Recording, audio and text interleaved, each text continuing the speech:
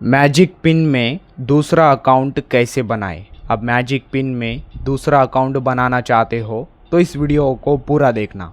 इसके लिए magic pin open करना है, फिर नीचे अकाउंट ऑप्शन शो होगा, इस पर क्लिक करना है। देन कुछ इस तरह का इंटरफेस ओपन होगा, यहाँ पर सेटिंग्स ऑप्शन आएगा, इस पर क्लिक करना है। फिर कुछ इस तरह का दिखाई देगा, यहाँ नीचे साइन आउट ऑप्शन आएगा, साइन आउट पर क्लिक करना है। देन जैसे आप क्लिक करोगे मैजिक पिन से आपका अकाउंट साइन आउट हो जाएगा, लॉग आउट हो जाएगा। देन आपको कुछ इस तरह का दिखाई देगा, फिर यहाँ पर आपको कुछ इस तरह का दिखाई देगा साइन आउट पर क्लिक करने के बाद।